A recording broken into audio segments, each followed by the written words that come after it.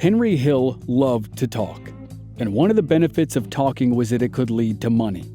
Of course, it could also lead to trouble, and Henry's former mob associates obviously hated him for being a rat. But talking could also be a good way to earn some cash if you talk to the right people about the right things. When Henry was arrested in 1980 for selling drugs, he entered the Witness Protection Program so that he could provide evidence in the Lufthansa case. When he was asked if he could provide an alibi for his whereabouts during the heist, he said he'd been in Boston working on a college basketball gambling conspiracy. Henry wasn't able to give very much useful information about the Lufthansa heist, but he was able to give enough information about the basketball scandal to send Jimmy Burke to prison for a long time. Jimmy was involved in the scheme to fix basketball games at Boston College, and the authorities were happy to build a case against him for anything. It wouldn't be as satisfying as convicting him for masterminding the Lufthansa robbery, but it was better than nothing. And then Henry's love of talk and money almost derailed the case. He sold the basketball gambling story to Sports Illustrated. The magazine paid him $10,000 to be interviewed for an article called "How I Put the Fix In." Henry spoke candidly about the case. He gave away names, dates, and amounts of money. But he didn't tell the prosecutor or the FBI about the article. They found out as it was going to print. The prosecutor, Ed McDonald, freaked out. The only case against Jimmy Burke was in jeopardy because, ironically, Henry couldn't keep his mouth shut. McDonald and the investigators spent hours comparing Henry's confessions to the FBI with the statements in the article to see if the case had been compromised. Luckily, the case was intact. Jimmy went to prison, and Henry disappeared into the Witness Protection Program. But Henry only spent a few years, as he put it, living like a schnook. The allure of money and drugs was too strong. But when Henry's life changed again, he wasn't as worried about his survival as he had been several years earlier. According to Henry, the mob was not the animal it had been when he was younger.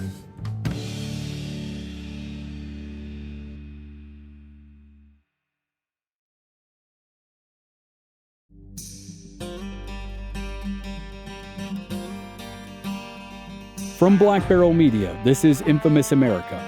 I'm your host, Chris Wimmer, and this season we're telling a 6-part story about one of the biggest robberies in U.S. history, the 1978 Lufthansa Heist. This is Episode 6, Wiseguys and Goodfellas.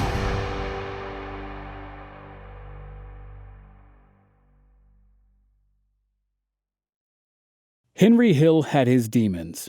He had drug and alcohol problems, he had multiple affairs, and his kids said he was physically and emotionally abusive to his wife Karen. In 1987, Henry was arrested in Seattle for conspiracy to sell narcotics. He was sentenced to 5 years probation and expelled from the Witness Protection Program. That same year, Nicholas Pileggi, the man who wrote Henry's biography, Wiseguy, said the mob was in total disarray.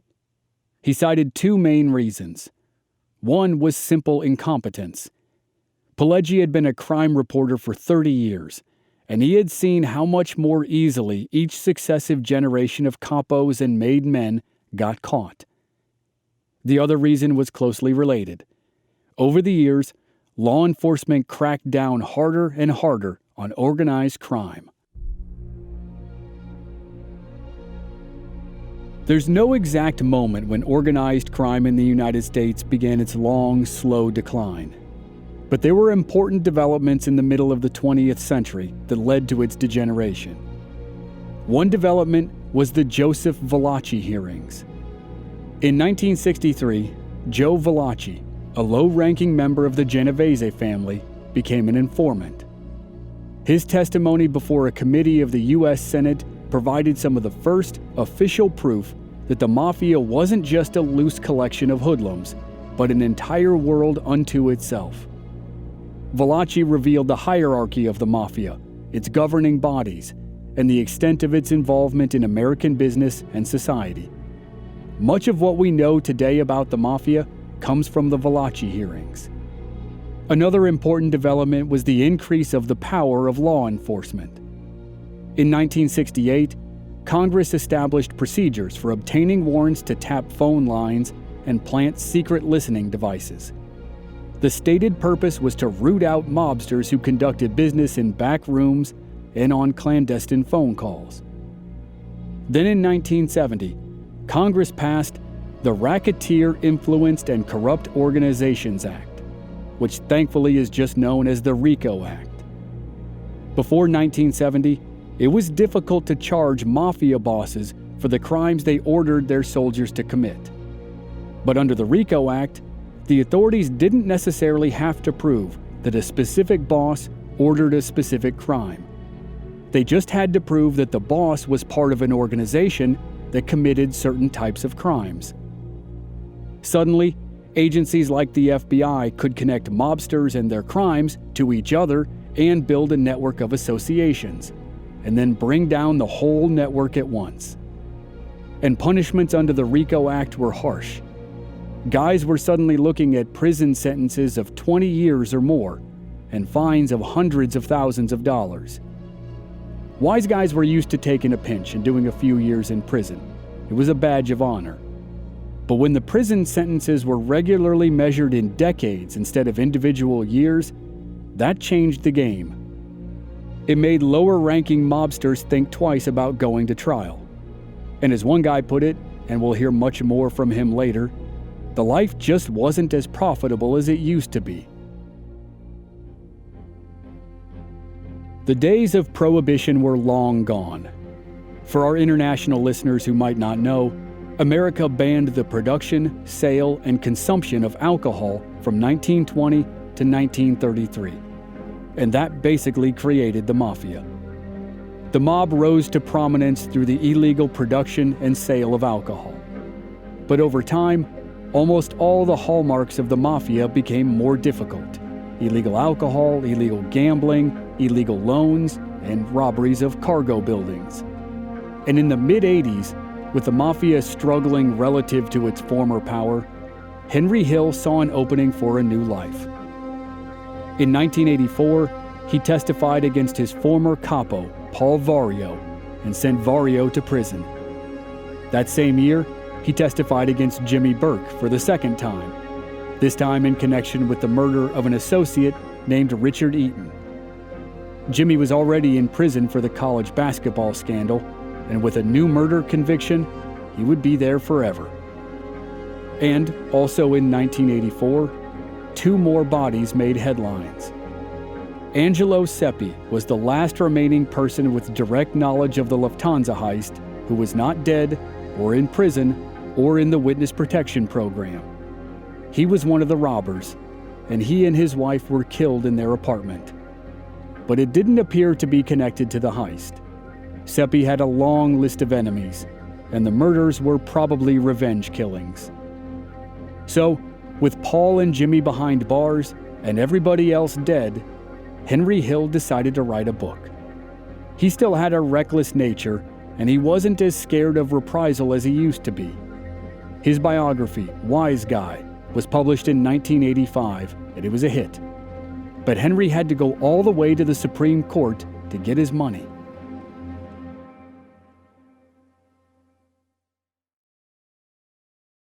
Henry was supposed to receive hundreds of thousands of dollars for story rights and royalties from his publisher, Simon & Schuster. But the publisher wasn't the problem. The state of New York was the problem. In 1977, the state passed laws that were known as the Son of Sam laws. They were named for the notorious serial killer David Berkowitz, who was nicknamed the Son of Sam.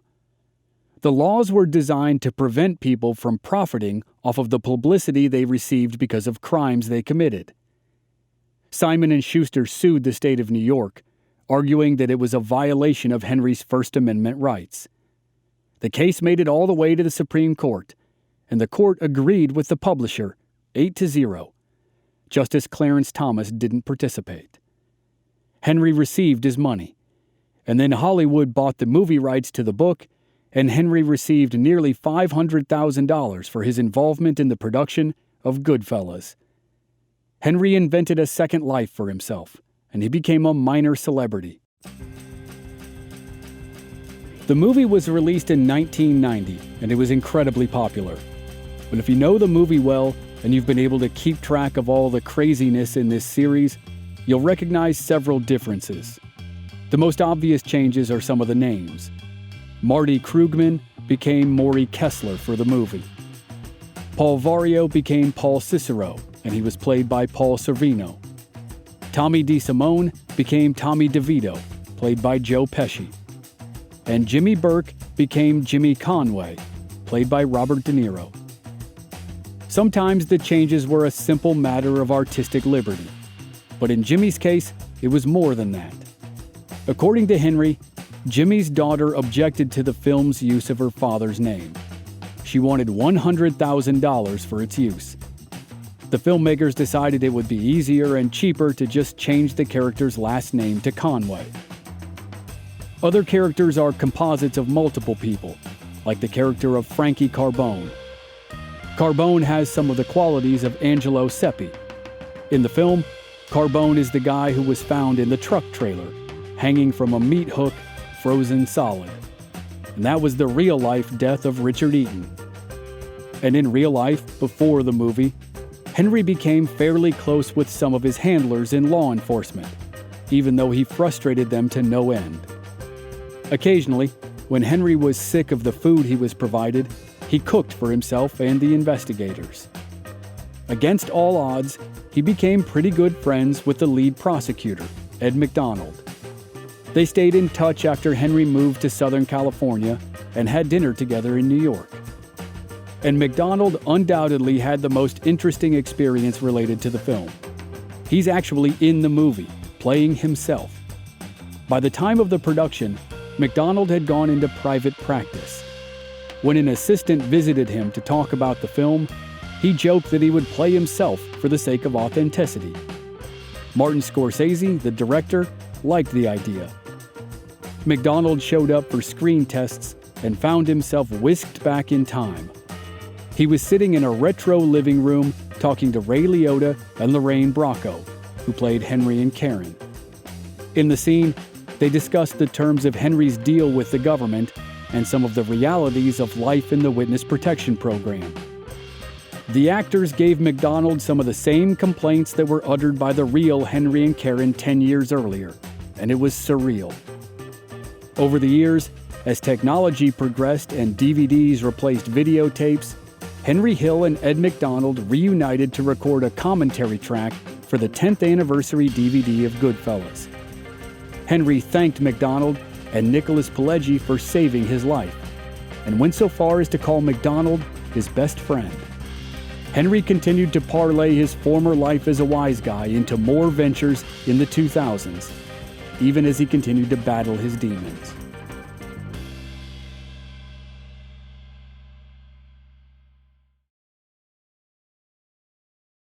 Throughout the late 1980s and the first half of the 1990s, there were more signs that the old days were gone.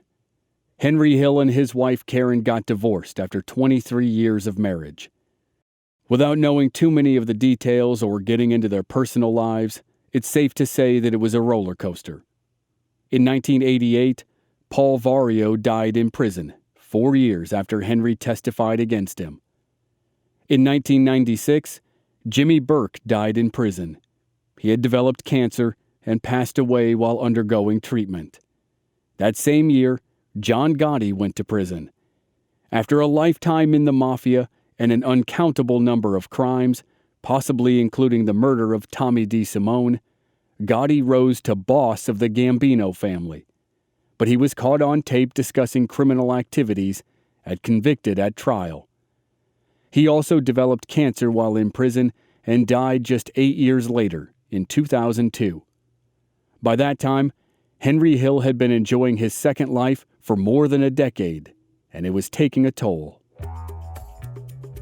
Henry made numerous appearances on The Howard Stern Show, and he was drunk for most, if not all, of them. And there was one in 2002 that was especially notable. Henry and Howard discussed Henry's alcohol problem, and Henry admitted that he was miserable. and then he volunteered some enticing information. He said one of the reasons he was in New York at the moment was to retrieve a shoebox he had buried in Rockville Center, about an hour from the city. He claimed there was $2 million in the shoebox, and it was left over from the Lufthansa heist. The hosts quickly said he was exaggerating. They asked why he would volunteer that kind of information on air if it was true, and they asked if his cut from the heist was really in the millions. He nodded yes, and then shushed everyone in the room as if he were trying to swear them to secrecy. And unfortunately, that's as much as we know about the mysterious shoebox. It may have been a total lie, or a partial lie, or completely true. With Henry, it was impossible to know if you couldn't corroborate his story with other sources. And in those interviews, he displayed some of the old, unchanged Henry Hill. People called in and hassled him with all kinds of comments. One guy went so far as to threaten Henry's life. Henry was unfazed. He laughed and challenged the caller to make good on the threat in person. And he boasted he was the only member of the Roberts Lounge gang who was still alive. Henry hit his low point a couple years later. In 2004, he was arrested for possession of methamphetamines. In 2006, he checked himself into rehab for alcoholism. His friend, actor Ray Liotta, was largely responsible for Henry finally seeking help. But even during those difficult years in the early 2000s, he managed to publish a couple books to keep himself going.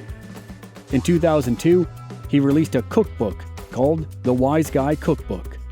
And in 2004, he lent his name and knowledge to a book called The Lufthansa Heist, that focused more heavily on the robbery than his life story. In 2007, after he got out of rehab, he opened a restaurant in New Haven, Connecticut called Wiseguys. But a month after it opened, it suffered a fire in the attic. It didn't completely burn to the ground, but there was serious smoke damage and water damage. Henry had personal experience starting fires in restaurants, and when he and the crew did it, they made sure the place burned to the ground. So if it was a mafia arson job, it was poorly executed. Sometime before his death, he worked with two more authors on the final book that bore his name, Gangsters and Goodfellas, which was published in 2015. But Henry didn't live to see its release. He died of heart disease in Los Angeles on June 12, 2012, one day after he turned 69 years old. But the story of the Lufthansa heist didn't end with the passing of Henry Hill. 2 years after he died, the heist made headlines once again, thanks to a listening device, some old wise guys, and an old murder allegedly committed by Jimmy Burke.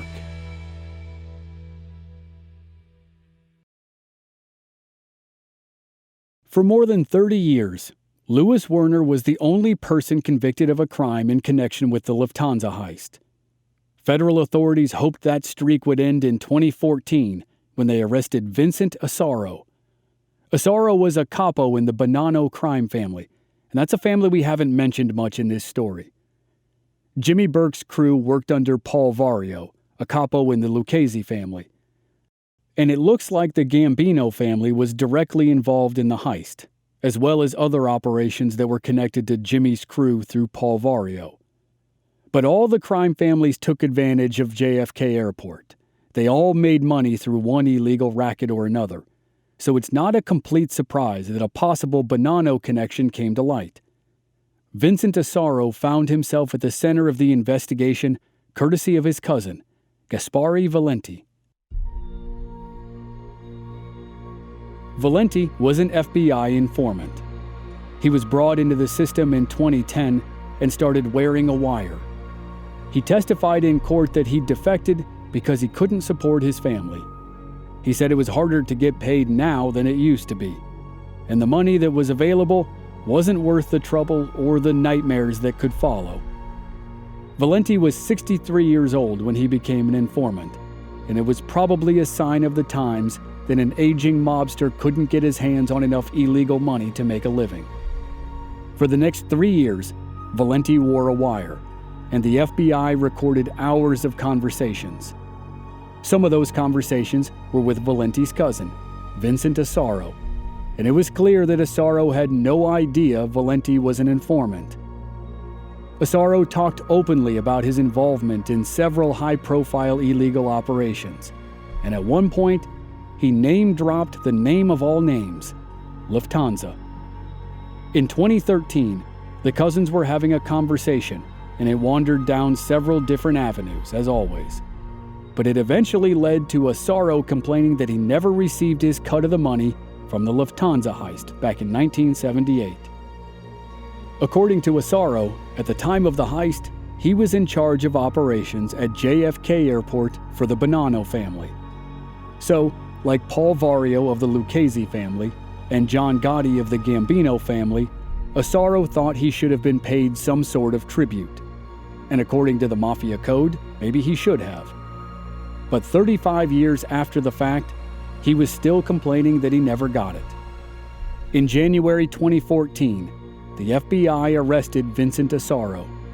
He was charged with a long list of crimes, including arson, robbery, and racketeering in connection with the heist. He was also charged with murder, and that's where his connection to Jimmy Burke comes in. Way back in 1969, Jimmy and Vincent Asaro used to keep stolen goods at a warehouse that was owned by a guy named Paul Katz. When the warehouse was raided by law enforcement, Jimmy and Asaro suspected Katz was an informant. Somebody called Katz and told him to go to a meeting, and that was about the scariest phone call you could get in that situation. Katz told his wife to call the police if he didn't return in a few hours.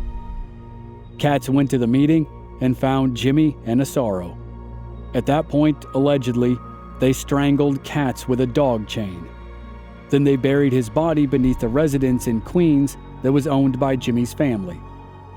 When Katz didn't return home, his wife called the police and they started an investigation. But it led nowhere. Paul Katz seemed to be another guy who just disappeared, like Marty Krugman after the Lufthansa heist 10 years later. Then, 44 years later, in Valenti's final recorded conversation in June of 2013, Valenti told his cousin Asaro that the FBI was going to search a location in Queens. According to Asaro, he and his son had moved the body of Paul Katz from its original hiding spot in Queens years earlier, but he was still concerned about this new search. Asaro quickly left the conversation and told Valenti not to call him. The FBI started digging under the house, and they found the remains of a human body. DNA tests showed that the remains were those of Paul Katz. Vincent Asaro went on trial for multiple crimes, including involvement in the Lufthansa heist, in 2015.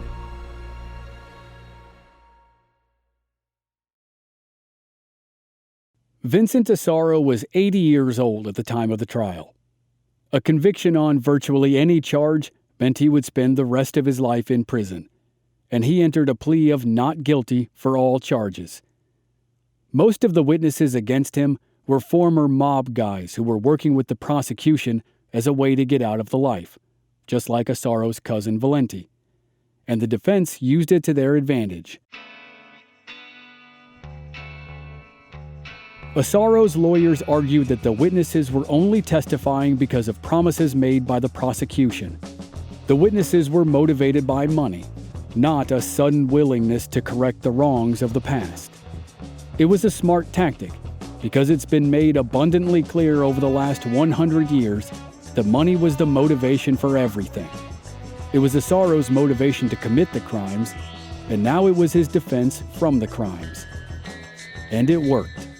The jury acquitted Vincent Asaro on all charges.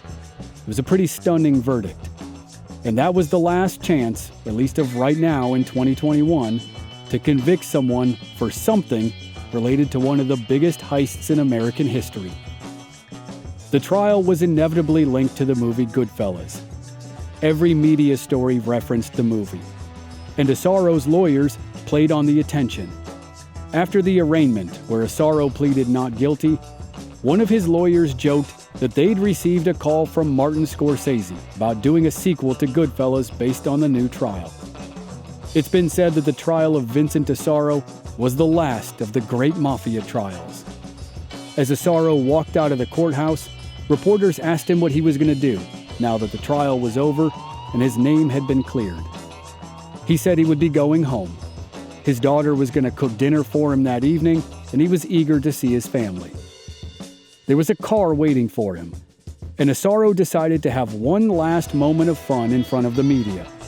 He opened the door, and as he climbed inside, he said to his lawyer, "Sam, don't let him see the body in the trunk."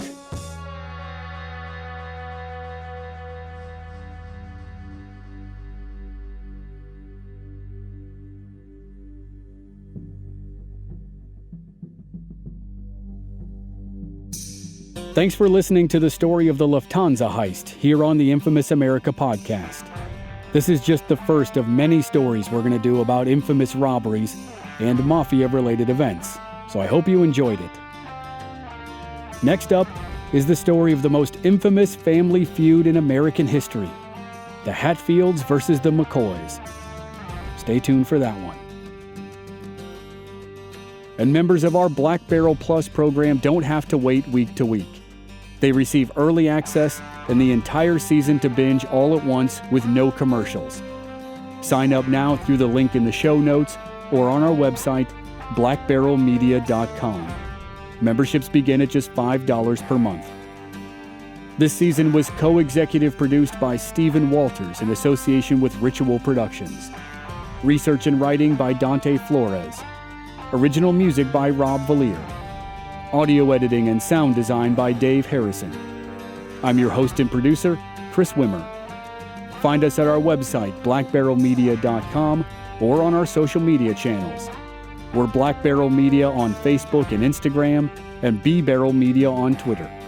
And you can stream all our episodes on YouTube. Just search for Infamous America Podcast. This show is part of the Airwave Media Podcast Network. Please visit airwavemedia.com to check out other great podcasts like Ben Franklin's World, Once Upon a Crime, and many more. Thanks for listening.